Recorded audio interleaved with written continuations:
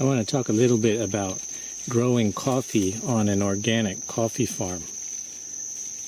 Here you can see this tree here has got a lot of foliage on it, and it has some very large coffee cherries, some more than ½ an inch across. This is growing on an organic coffee farm, and it's a very healthy tree. You can see it's already starting to flower again too. These are little buds that'll turn into flowers in a few weeks. And it still has its coffee crop from this year on it. But not for long. I'm going to pick it pretty soon. You can see how large some of these are.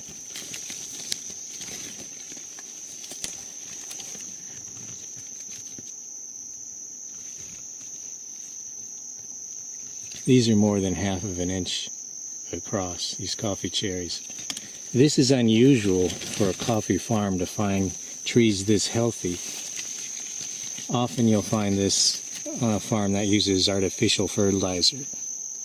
In this case, these trees, the only fertilizer they get is called compost tea, which is sprayed on them a couple times a year. Some of the trees are doing better than others, and a lot of it depends on where they're growing. This is a very productive area. The soil here is probably pretty mineral rich all by itself. But why would anybody want to grow coffee organically or inorganically? First of all, I'm going to show you this right here. This is why it's hard to find inorganic coffee, because almost everybody is going to spray herbicide. You are literally trying to grow a crop in a jungle environment when you're growing coffee. You can see there's a coffee tree right here, and one of its branches is way down, right over here.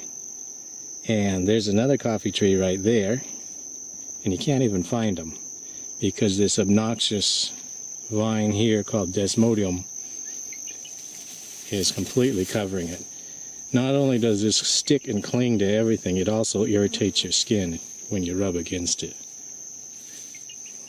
Just look in here. The coffee's buried. So it makes harvesting a lot harder when you're dealing with weeds and pests like this. There's a coffee tree right there.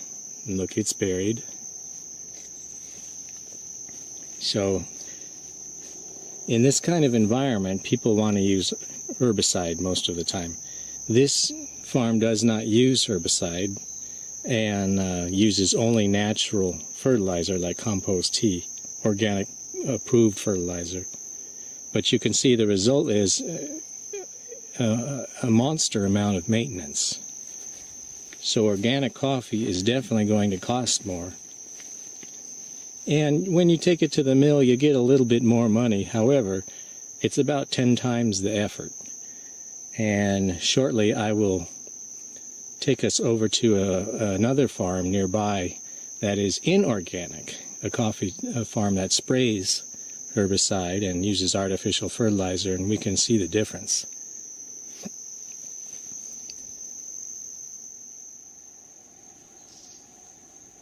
Alright, here's a nearby coffee farm that is not organic. It's in the same neighborhood.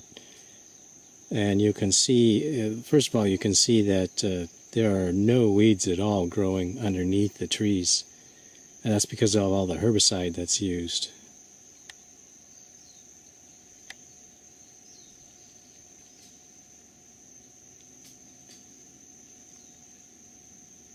You can see some of the lava rocks right over here, bare rocks. It's almost like a moonscape. And the other thing you might notice is how much green foliage are on these coffee trees. They're really a dense green color, and that's because of all the artificial nitrogen-based fertilizer that's being used. So these trees will be a lot larger and hardier simply because of all the fertilizer they're getting, and they don't have as many weeds to compete with.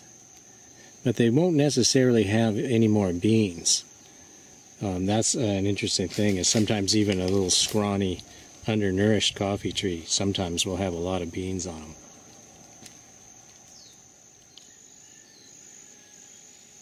With healthy trees and very little maintenance cost, you can see why a farm like this could be much more profitable actually than an organic farm, even though you can't sell the coffee for as much money. The maintenance costs are so much less that almost all the coffee sold in the world today is not organic. You can see this tree's coming right out of the rocks.